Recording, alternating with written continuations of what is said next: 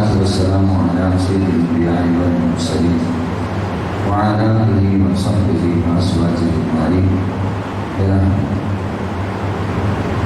أما بعد فأعوذ بالله من الشيطان الرجيم بسم الله الرحمن الرحيم وقال نسوة في المدينة امرأة العزيز تراود فتاها عن نفسه قد شغفها حبا إنا لنراها في ضلال مبين صدق الله العظيم إن الله وملائكته يصلون على النبي يا أيها الذين آمنوا صلوا عليه وسلموا تسليما اللهم صل على سيدنا ومولانا محمد عبدك وحبيبك ونبيك ورسولك النبي الأمي الصلاة والسلام عليك يا رسول الله الصلاة والسلام عليك يا نبي الله الصلاة والسلام عليك يا خاتم النبيين الصلاة والسلام عليك يا نبي الله الصلاة والسلام عليك يا نبي الحرمين الصلاة والسلام عليك يا نبي القبلتين اللہ رب العالمین کے حمد و ثنا اور حضور صلی اللہ تعالی علیہ وسلم کے حضور ہدیہ درود و سلام پیش کرنے کے بعد دعا ہے اللہ پاک ہمیں رمضان شریف کی برکتوں سے بھی مالا مال فرمائے اور آج کے جمعۃ المبارک کی سعادتوں سے بھی بہرور فرمائے۔ خوش نصیب ہیں وہ لوگ جو رمضان شریف کا احترام کر رہے ہیں، روزے رکھ رہے ہیں اور نماز با جماعت ادا کرنے کی کوشش کر رہے ہیں، نماز تراویح میں قرآن پاک سننے کی سعادت حاصل کر رہے ہیں اور روزے کو روزے کے آداب کے ساتھ بجا لانے کے لیے سعی جمیل کر رہے ہیں۔ اللہ پاک روزے کی برکتوں سے بھی مالا مال فرمائے۔ محترم حاضرین، آپ جانتے ہیں کہ ہم سورہ یوسف کا اجتماعی مطالعہ کر رہے ہیں۔ گزشتہ جمعے بھی ہم نے سورہ یوسف کے موضوع پر گفتگو کی تھی۔ سیدنا یوسف علیہ السلام کے حسین کردار کا ذکر کیا تھا کہ زلیخا جو دل ہار بیٹھی تھی، اس نے کس طرح جال بچھائے آپ کو پھنسانے کے لیے، آپ کس طرح اللہ کی تائید اور مدد سے بچ نکلے اور آپ نے اپنے دامن طہارت پر کوئی داغ اور دھبا نہ لگنے دیا۔ اس میں کوئی شک نہیں، جو بچنے کی کوشش کرتا ہے اللہ اسے بچا لیتا ہے۔ تو حضرات محترم، جب حقیقت واضح ہو گئی کہ زلیخا جو آپ پر الزام لگا رہی ہے کہ انہوں نے دسترازی کی ہے، انہوں نے عزت کو پامال کرنے کی کوشش کی ہے، جب یہ حقیقت بے نقاب ہو گئی کہ جناب یوسف علیہ السلام کا دامن بالکل پاک ہے اور اس کے کئی شواہد بھی مل گئے، ظاہری طور پر تو وہ زلیخا خود بنی صبری سجی دھجی ہوئی ہے، جبکہ یوسف علیہ السلام عام حالات میں ہیں۔ اور پھر قمیص کو دیکھا گیا تو وہ آگے سے نہیں پیچھے سے پھٹا ہوا ہے، تو یہ بھی آپ کی صداقت کی دلیل تھی اور گواہی دینے والے نے بھی گواہی دے دی اور سب حالات واضح ہو گئے، لیکن یہ بات آؤٹ ہو گئی، عورتوں تک پہنچ گئی، عورتوں تک بات پہنچی نہیں تو ایک کونے سے دوسرے کونے تک پہنچ جاتی ہے۔ عورتیں باتوں کے پھیلانے میں بڑی مشہور ہوتی ہیں، تو ہر محفل میں ہر جگہ عورتوں میں یہ چرچا ہونے لگا، یہی موضوع سخن بات رہی کہ دیکھیے زلیخا جس نے پہلے بیٹا بنایا غلام کو اور پھر اس کے حسن کے آگے پھیر ہو گئی۔ عجیب ہے، ایک شہزادی ہو کر غلام کو دل دے بیٹھی، یہ اس کی عزت کے منافی ہے۔ اس طرح کے چرچے ہونے لگے تو زلیخا نے پروگرام بنایا کہ مجھے جو تار و تشریح کے تیر کا نشانہ بنا رہی ہیں، میں ان کو جواب دوں، ذرا ان کو دکھاؤں کہ میں کس قدر معذور ہوں، ذرا ان کو حسن یوسفی کی ایک جھلک دکھا کر بتاؤں۔ اب بتاؤ، تم تو ایک تاب بھی نہیں برداشت کر سکے، ایک جھلک بھی نہیں برداشت کر سکے، اور میں ہر وقت ان کو تکتی رہتی ہوں، وہ میرے سامنے رہتے ہیں، تو میری حالت کیا ہوتی ہے؟ تو قرآن نے بیان کیا، پہلے میں ترجمہ کی سعادت حاصل کرتا ہوں۔ ارشاد ہوا، وقال نسوة في المدينة امرأة العزيز تراود فتاها عن نفسه، اور کہنے لگی عورتیں شہر میں کہ عزیز کی بیوی، عزیز مصر کی بیوی بہلاتی ہے اپنے غلام کو، جوان کو اپنی طرف مائل کرتی ہے، راغب کرتی ہے تاکہ اس سے مطلب براری کرے، اپنا مقصد پورا کرے، اپنے دل کے اندر جو خواہش رکھتی ہے اس کو عملی جامہ پہنائے۔ قد شغفها حبا، تو ورنہ اس کے دل میں اس کی محبت گھر کر گئی ہے، دل میں اتر چکی ہے۔ یوسف علیہ السلام کی محبت نے اس کو اپنی گرفت میں لے لیا ہے، اب نکلنا اس کے لیے بہت مشکل ہے۔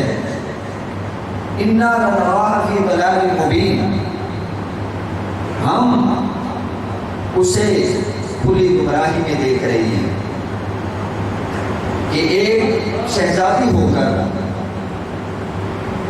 اپنے غلام کو دل دے بیٹھی ہے، اس میں اس کی بڑی ذلت ہے، یہ کوئی عزت کی بات نہیں ہے۔ فلما سمعت بمکرہن، بس جب زلیخا نے سنا ان کی مکارانہ باتوں کو کہ وہ مکر و فریب سے باتیں کر رہی ہیں، قرآن نے مکر کہا ہے، وہ جو چرچے کرتے تھے جگہ جگہ بیٹھ کر عزیز مصر کے جو کچھ گزر تھے ان کی بے بات پر جب یہ بات پہنچی کہ اتنا حسین تو انہوں نے دیکھا نہیں تھا، تو یہ بھی دراصل ان کی مکارانہ بات تھی کہ کسی طریقے سے زلیخا ہمیں ان کی جھلک دکھائے۔ تو جناب زلیخا نے ارسلت الیہن، ان کو بلا بھیجا، دعوت دی کہ میں تمہاری ضیافت کرنا چاہتی ہوں۔ کم و بیش 40 خواتین تھیں۔ وَأَعْتَدَتْ لَهُنَّ مُتَّكَأً، اور ان کے لیے مسندیں تیار کی، تکیے لگائے گئے، قالینیں بچھائی گئی، طرح طرح کے کھانے چن دیے گئے۔ وَآتَتْ كُلَّ وَاحِدَةٍ مِّنْهُنَّ، تو اس نے دی ہر ایک کو ان میں سے ایک ایک چھری، سکین جس چیز سے کسی کو کاٹا جائے۔ وَقَالَتِ اخْرُجْ عَلَيْهِنَّ، اور جناب یوسف سے کہا کہ ذرا نکل آئیے ان کے سامنے۔ تو جب آپ نے جلوہ دکھایا، فَلَمَّا رَأَيْنَاهُ أَكْبَرْنَاهُ، اور بس جب یوسف آئے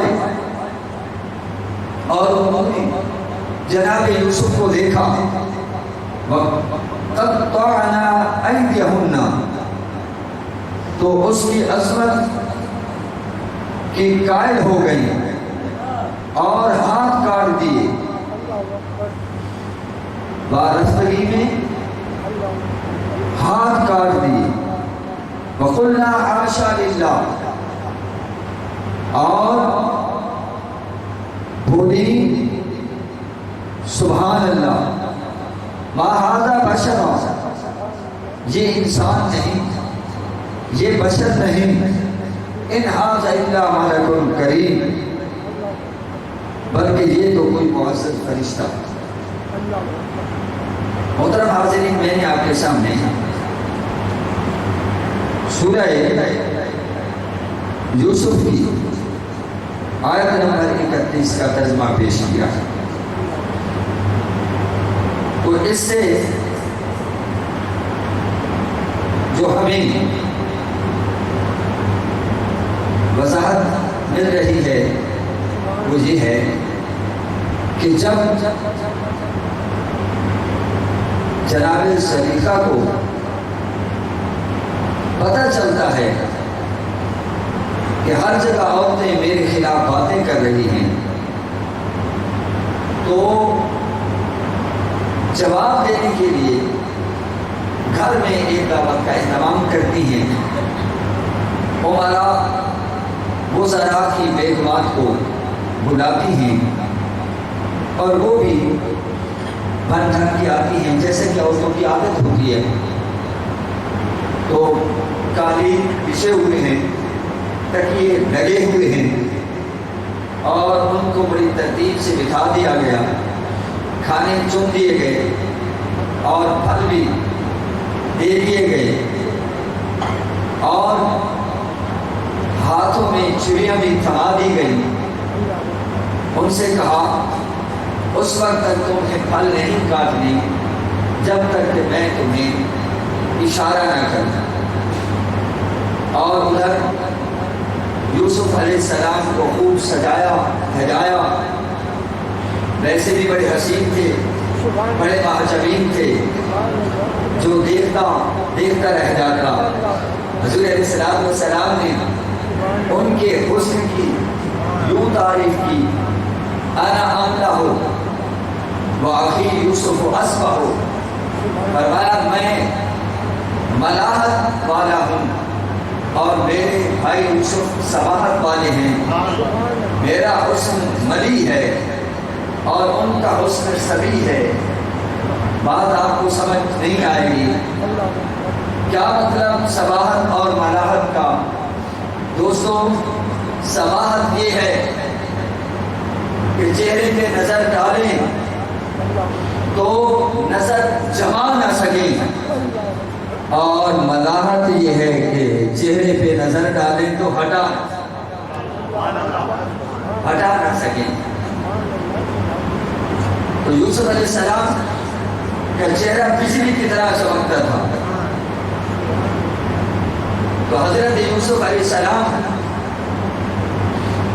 کو منتظر لے کر آتا ہے اور بیگوان ایک جگہ موجود ہیں اور ادھر یوسف علیہ السلام آئے، ان کے ہاتھوں میں چھریاں اور پھل ہیں، تو ادھر سامنے یوسف علیہ السلام آئے اور ادھر ان سے کہا کہ چلاؤ چھریاں اور کاٹو پھل، تو پھل وہ کاٹنے لگی۔ جب ان کی نظر یوسف علیہ السلام کے چہرے پہ پڑتی، جو حسن و جمال کے پیکر تھے اور چہرہ چمک دمک رہا تھا، ایسا حسین چہرہ کبھی انہوں نے خواب میں بھی نہیں دیکھا تھا۔ آج وہ اپنی جیتی جاگتی آنکھوں سے اس حسین چہرے کو دیکھ رہے ہیں، حسین چہرے کی طرف تک رہی ہیں، تو دیکھا تو بے خود ہو گئی اور محو ہو گئی، مستغرق ہو گئی۔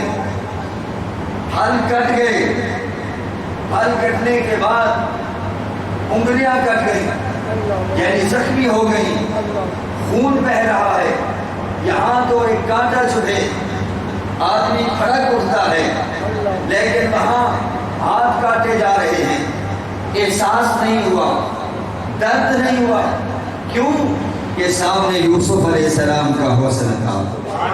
بتائیے بوقت موت جس کے سامنے شمس الضحیٰ، بدر الدجا، نور الہدیٰ، کہف الورا، محمد مصطفیٰ، احمد مصطفیٰ صلی اللہ علیہ وسلم آ کر رخ زیبا ہو، تو بتائیے موت کی سختی محسوس ہوگی؟ نہیں ہوگی۔ حالانکہ موت کی سختی بہت سختی ہے، کم سے کم ایسا ہے کہ جیسے زندہ جسم پر 300 دفعہ تلوار سے وار کیے جائیں، کتنی شدت سے موت آتی ہے، مگر دوستو پردے اٹھ جائیں، محمد عربی صلی اللہ علیہ وسلم گنبد خضرا کے مکی سامنے ہوں، تو حضور پر قربان ہونے والا، حضور سے عشق کرنے والا جب آپ کو دیکھتا ہے، نظریں ادھر ہو جاتی ہیں، اس نے مصطفیٰ پر ہو جاتی ہیں، تو اسرائیل اپنا کام کرتے ہیں، تو پتہ بھی نہیں چلتا کہ موت کیسے آئی ہے، بس ایسے آئی ہے اور ایسے روح نکلتی ہے جیسے پھول سے خوشبو نکلتی ہے، جیسے اللہ،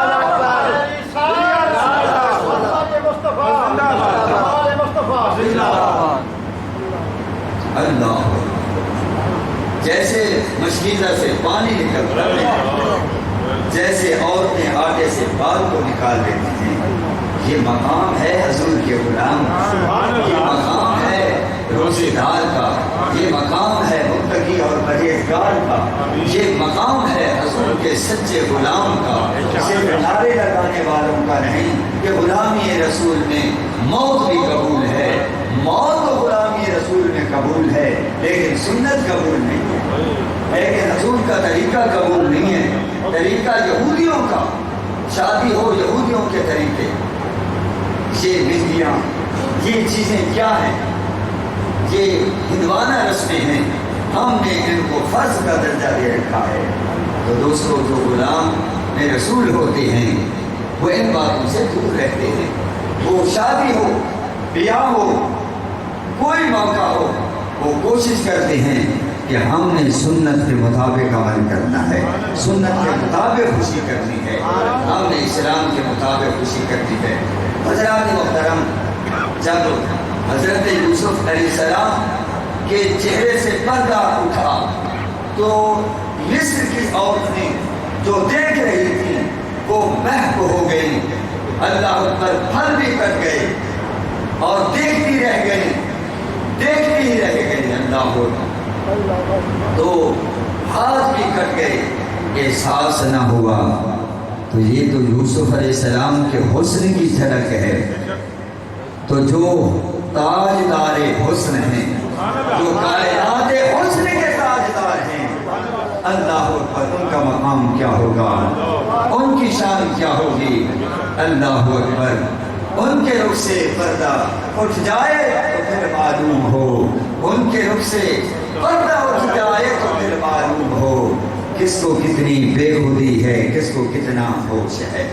اور میرا امام کہتا ہے حسن یوسف پہ کٹی مصر میں انگشت زنا، سر کٹاتے ہیں تیرے نام پہ مردان عرب۔ ذرا غور کریں، حسن یوسف پہ کٹی مصر میں انگشت زنا، سر کٹاتے ہیں تیرے نام پہ مردان عرب۔ ایک آپ موازنہ پیش کر رہے ہیں کمال کا، کہتے ہیں ایک طرف حسن ہے، ایک طرف حسن یوسف ہے، ایک طرف نام مصطفیٰ، ایک طرف مصر ہے، ایک طرف عرب ہے، ایک طرف مصر کی عورتیں ہیں اور دوسری طرف عرب کے مردان مرد ہیں، اور ایک طرف انگلیاں ہیں اور دوسری طرف سر ہیں، ایک طرف صرف کٹنا ہے اور دوسری طرف محبت رسول میں سر کٹانا ہے۔ حسن یوسف پہ کٹی مصر میں انگشت زنا، سر کٹاتے ہیں تیرے نام پہ مردان عرب۔ کیا آج تک حضور کے نام پر لوگ اپنے نہیں کٹا رہے؟ جب حسن تھا ان کا جلوہ نما، انوار کا عالم کیا ہوگا، ہر کوئی فدا ہے بن دیکھے دیدار کا عالم کیا ہوگا۔ حضرات محترم، تو قرآن کہتا ہے کہ جب انہوں نے یوسف علیہ السلام کو دیکھا تو وَقَطَّعْنَ أَيْدِيَهُنَّ، ان کے حسن کو بڑا عظیم جانا اور اپنے ہاتھ کاٹ ڈالے اور زبان سے بولی حاشا للہ، سبحان اللہ سبحان اللہ، یہ کوئی بشر نہیں، یہ تو ایک معزز مکرم فرشتہ معلوم ہوتا ہے۔ حضرت آئے ضرور، وہاں سے گزرے ضرور، عورتوں کے قریب سے گزرے ضرور، مگر سبحان اللہ نبی کی نگاہیں ہیں جھکی ہوئی ہیں، جس کے آگے حسن الوہیت کے جلوے ہوں، جس کے آگے حسن مطلق کے جلوے ہوں، وہ حسن مجازی کی طرف آنکھ اٹھا کر کیوں دیکھے؟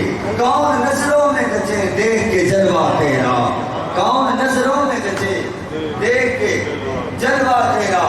تو دوستو آپ نے ادھر نگاہیں اٹھا کر بھی نہیں دیکھا، اللہ اکبر، حالانکہ عورتوں سے گزرے اور دیکھے نا، وہ تو کوئی پھر جناب والا حسن بصری ہو سکتا ہے، باجزید بستانی ہو سکتا ہے، یا ابو بکر صدیق ہو سکتے ہیں، عمر فاروق ہو سکتے ہیں، عثمان غنی ہو سکتے ہیں، مولا علی ہو سکتے ہیں، ابو ذر ہو سکتے ہیں، صہیب رومی ہو سکتے ہیں، سلمان فارسی ہو سکتے ہیں، کہ جن کی نگاہوں میں ہر وقت جلوہ یار رہتا ہے، وہ دیکھے تو کیوں دیکھے؟ اللہ اکبر۔ دوستو جب حضور کا وصال ہوا تھا نا، تو یہ خبر بجلی کی طرح جناب والا پھیل گئی، اللہ حضور کا وصال ہو گیا، اور ایک صحابی رسول باغ میں کام کر رہے ہیں، ہاتھوں میں کسولا ہے، خبر سنی وہ گر گیا، کام وہیں رک گیا، کسولا گر گیا، صرف کسولا نہیں گرا، کسولے والا بھی گر گیا، بے ہوش ہو گئے۔ جب ہوش میں آئے تو دوستو اٹھا کر اللہ کے حضور دعا کر رہے ہیں، التجا کر رہے ہیں، مولا میری آنکھیں واپس لے لے، اللہم اذہب بصری، اے اللہ میری آنکھیں لے لے، اے اللہ کے پیارے، اے عبداللہ، دنیا کی آنکھ کو تھوڑی سی تکلیف ہو وہ آئی اسپیشلسٹ کے پاس جاتے ہیں، ماہرین چشم امراض کے پاس جاتے ہیں، بڑے بڑے ماہر ڈاکٹروں کے پاس جاتے ہیں، لیکن آنکھیں بہت بڑی نعمت ہیں، اور آپ کہہ رہے ہو کہ مولا میری آنکھیں واپس لے لے، یہ مجھے نہیں چاہیے۔ اللہ اکبر اللہ اکبر۔ تو جواب دیا آنکھیں تو دیدار مصطفیٰ کے لیے تھی، جب وہ محبوب ہی نہیں رہے تو ان کے بعد ہم کس کو دیکھیں؟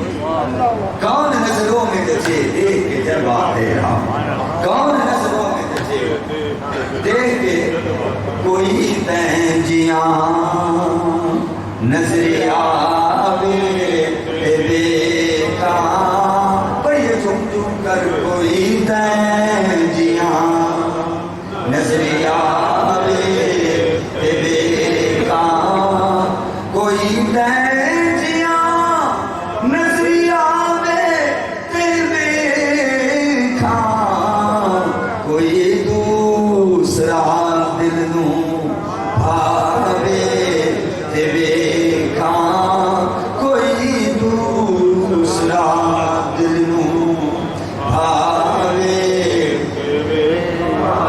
اللہ اکبر۔ تو آپ انہوں نے کہا یہ تو بشر ہی نہیں ہے، کہا یہ کوئی انسان نہیں ہے، یہ تو معزز فرشتہ ہے، یہ ان کے جملے قابل غور ہیں، وہ بظاہر بشریت کی نفی کیوں کر رہی ہیں؟ چونکہ ان کا مشاہدہ یہ تھا، ان کا مطالعہ یہ تھا کہ ایک مرد، ایک انسان حسین و جمیل عورتوں کے پاس سے گزرے اور نگاہیں اٹھا کر نہ دیکھے، یہ تو کوئی انسان نہیں دیکھا گیا، یہ تو فرشتے ہیں کہ جن میں شہوت نہیں، یہ تو فرشتے ہیں جن کے اندر اس طرح کی باتیں نہیں۔ لگتا ہے یہ کوئی فرشتہ ہے، آسمانوں سے اتر کر زمین پر جو آ گیا ہے، یہ لگتا ہے یہ کوئی معزز فرشتہ ہے، اس لیے اس نے یہ جملہ کہا۔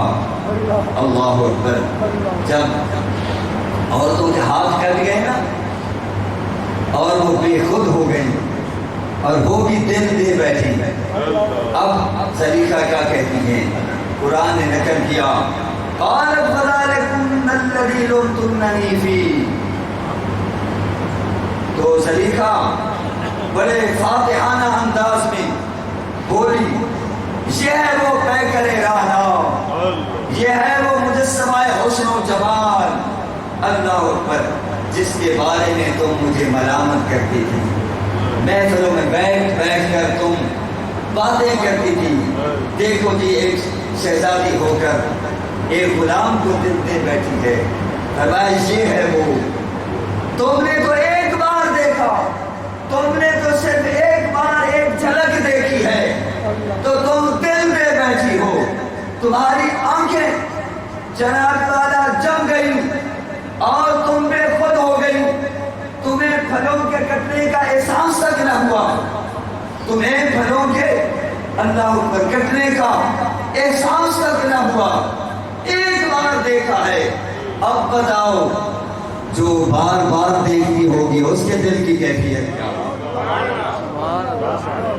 بار بار دیکھے تو گویا کہ ان تانوں کا بدلہ زلیخا نے یوسف علیہ السلام کا حسن دکھا دیا، وَلَقَدْ رَاوَدتُّهُ عَن نَفْسِهِ، لیکن آگے حقیقت بھی بیان کر رہی ہے، کہتی ہیں وَلَقَدْ رَاوَدتُّهُ، بخدا میں نے اسے بہت بہلایا، پھسلایا، اپنی طرف مائل کیا، ایک عورت جتنے جتن کر سکتی ہے، ایک انسان جتنے ہیلے بہانے تراش سکتا ہے، اور میں نے ان کو پھنسانے کے لیے بہت سارے جال پھیلائے، مگر کمال ہے یہ حسن کا پیکر ہے، میرے سارے ہیلے بہانے توڑ کے رکھ کر پامال کرتا ہوا رونتا ہوا چلا گیا، اللہ اکبر۔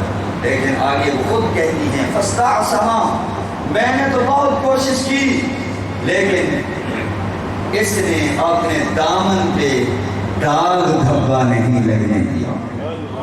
یہ بات بھی گویا کہ حضرت کے بے داغ کردار کو خود بیان کر رہی ہے کہ جو کچھ ہوا، جو باتیں عوام میں پھیل رہی ہیں، اس میں یوسف علیہ السلام کا کوئی قصور نہیں، میں مجبور تھی اور میں مجبور ہوں میری پیاس نہیں بجھی، میں تڑپ رہی ہوں. دوسری پڑھیں.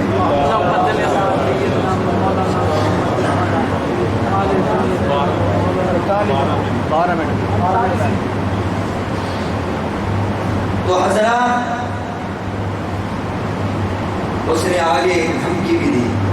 قرآن نقل کرتا ہے، حالانکہ خود کہہ رہی ہے، خود اعتراف کر رہی ہے کہ جو کچھ زبان سے بے عام ہے، لوگوں میں جو باتیں ہو رہی ہیں، اس میں یوسف علیہ السلام کا کوئی قصور نہیں ہے، کوئی قصور نہیں ہے، قصور میرا ہے.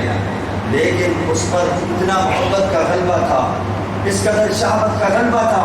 آگے وہ کہہ کے بھائی وَلَئِن لَّمْ يَفْعَلْ مَا آمُرُهُ، کہنے لگی اگر وہ نہ بجا لایا جو میں اس کو حکم دیتی ہوں، اگر اس نے میری بات نہ مانی جس کا میں بار بار کہتی رہتی ہوں، تو پھر کیا ہوگا؟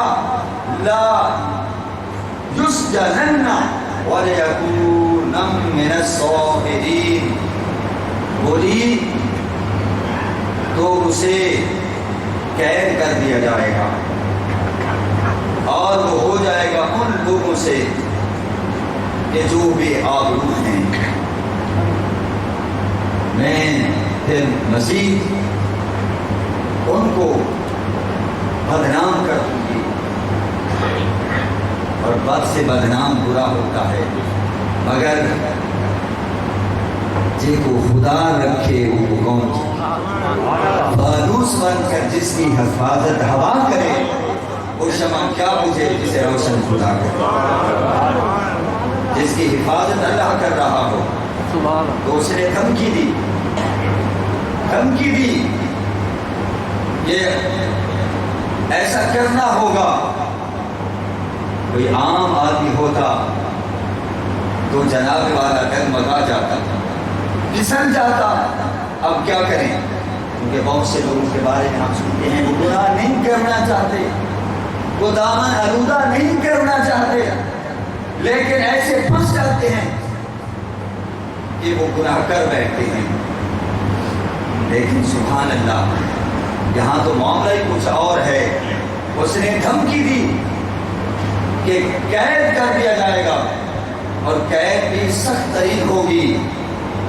تو حضرت نے جب یہ سنا تو فوراً اللہ کے حضور ہاتھ اٹھا دیے، عرض کیا قال رب السجن احب الی مما یدعوننی الیہ.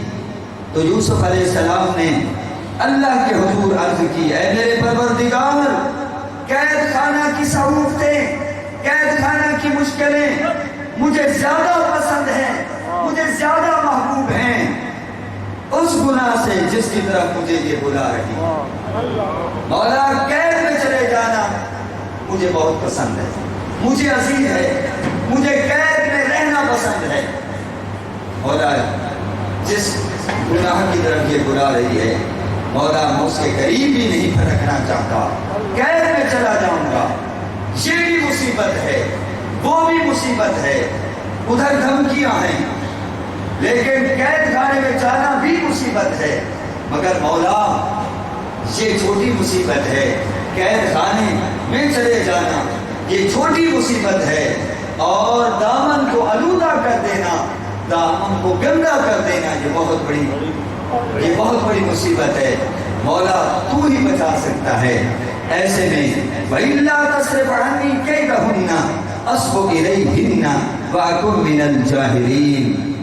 اللہ اکبر. فرمایا اے مولا اگر تو اپنی کرم نوازی سے نہ دور کرے مجھ سے ان کے مکر کو. اور پھر پہلے تو زلیخا اکیلی تھی نا، اب یہ عورتیں بھی شامل ہو گئی، عورتیں شامل ہو گئی. بلکہ یہاں تک آتا ہے کہ عورتوں نے خواہش کی کہ ہم آپ سے الگ ملاقات کرتے ہیں تو بات کہنا چاہتے ہیں. وہ بات یہ تھی کہ جس طرح زلیخا کہتی ہیں تم ان کی بات مان لو، ان کی بات مان لو. تو اس لیے اب قیدہن کے الفاظ آ گئے. تو اگر تو اپنی عنایت سے نہ دور کرے مجھ سے ان کے مکر کو تو مولا بحیثیت انسان میں مائل ہو سکتا ہوں، اور اگر ایسا ہوا تو میں نادانوں سے ہو جاؤں گا۔ مولا مجھے تیری مدد کی ضرورت ہے، تیری مدد درکار ہے، اس میں کوئی شک نہیں ہے۔ انسان ہر وقت اللہ کی پناہ میں خود کو لے۔ یہ وظیفہ پڑھا کریں نوجوانوں پہ باہر گئے، خیر نوجوان ہو، آخری دم تک شیطان حملے کرتا ہے، آخری دم تک۔ یہ نہیں کہ جو بزرگ ہو کے بس اس کو ٹھیک ہے، نہیں دوست، آخری دم تک شیطان حملے کرتا ہے۔ اس سے بچنے کے لیے بہترین وظیفہ ہے اللہم انی اعوذ بک من شر نفسی۔ بہت آسان ہے، چند الفاظ ہیں یاد ہو سکتے ہیں، اللہم انی اعوذ بک من شر نفسی۔ اے اللہ میں اپنے نفس کے شر سے تیری پناہ میں آتا ہوں، مولا تو پناہ میں دے دے، میرا نفس تو مجھے گرا دے گا۔ نفس کی تین قسمیں، نفس امارہ، نفس لوامہ، نفس مطمئن۔ نفس امارہ جو برائیوں کی طرف لے جاتا ہے۔ جتنے لوگ شرابی، زانی، بد کردار، چور، اچکے، نافرمان، گستاخ، ڈاکو، لٹیرے ہیں، یہ سب کے سب نفس امارہ کے تابع ہیں۔ نفس امارہ نے ان کو اپنے چنگل میں لے رکھا ہے۔ اللہ اکبر۔ نفس لوامہ نیکی کی راہ پہ چل رہا ہے تو وہ کہتا ہے کوئی بات نہیں، کہیں پھسلنے لگا، کہیں بس پھسلنے لگا تو اندر جو نفس بیٹھا ہے نفس لوامہ، وہ پھر ملامت کرتا ہے، وہ ملامت کرتا ہے۔ خیال کرنا انسانیت کی سطح سے گر گئے تو پھر اٹھنا مشکل ہو جائے گا، ذلت اور رسوائی مقدر ہو جائے گی، تمہارا معاشرے میں مقام نہیں رہے گا، تمہارا نام نہیں رہے گا۔ تو نفس لوامہ یہ بھی بڑی اللہ تعالیٰ کی نعمت ہے، اور اللہ تعالیٰ نے اس نفس کی قسم بھی کھائی ہے، لا اقسم بالنفس اللوامہ، کہ مجھے نفس لوامہ کی قسم ہے۔ جس کا نفس ملامت ہی نہیں کرتا سمجھو وہ تو نفس امارہ سے آگے نکلا ہی نہیں ہے۔ نفس لوامہ بھی بڑی بات ہے، اور اس سے اوپر ہے نفس مطمئنہ، بڑی منزل۔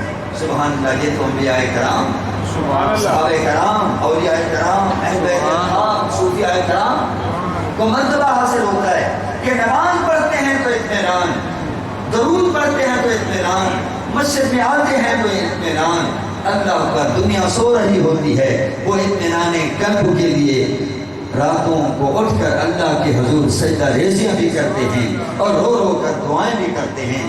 فرمایا والذین یبیتون لربہم سجدا وقیاما، کہ اللہ کے بندوں کی علامات میں سے ایک علامت یہ بھی ہے کہ وہ ساری رات اپنے رب کی عبادت میں گزارتے ہیں۔ اللہ تو حضرات محترم کیا ہوا؟ قرآن کہتا ہے فاستجاب لہ ربہ، تو اللہ پاک نے قبول فرما لی ان کی دعا، فصرف عنہ کیدہن، تو اللہ کریم نے ان سے ان عورتوں کے مکر و فریب کو دور کر دیا۔ انہ هو السمیع العلیم، بے شک وہ اپنے بندوں کی فریادیں سننے والا ہے اور ان کے حالات کو خوب جاننے والا ہے۔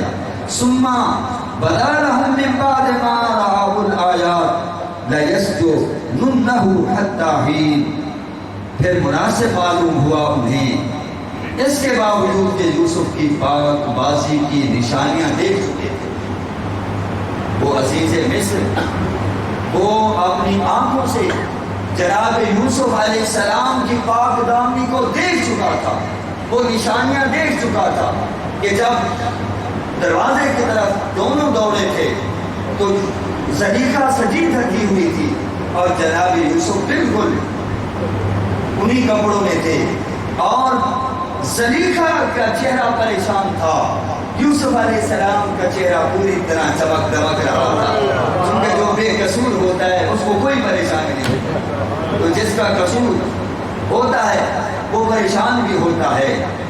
تو پھر کیا ہوا کہ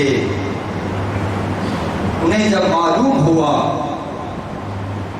کہ اس کے باوجود کہ یوسف علیہ السلام کی پاک بازی کو وہ دیکھ چکے تھے کہ وہ اسے قید کر دیں، وہ اسے کچھ عرصہ تک لیجیے۔ چاہیے تو یہ تھا کہ اپنی بیگم کو جب اس نے قصوروار ٹھہرا دیا تو جیل نہ بھیجتا، لیکن اب باتیں پھیل رہی تھیں تو اس نے کہا جب ہم جیل میں بھیج دیں گے تو اس سے یہ تاثر قائم ہوگا کہ زلیخا سچی ہے اور یوسف علیہ السلام معاذ اللہ سچے نہیں ہیں، اس لیے ان کو قید خانے میں ڈالا ہے۔ تو آگے کیا ہے میں سے اشارہ کر دیتا ہوں۔ وَدَخَلَ مَعَهُ السِّجْنَ فَتَيَانِ، قرآن کہتا ہے کہ آپ کے ساتھ، یعنی آپ کو پھر جیل خانے میں بھیج دیا گیا اور آپ کے ساتھ دو نوجوان اور بھی یعنی داخل ہوئے اور ان کو بھی قید خانے بھیجا گیا۔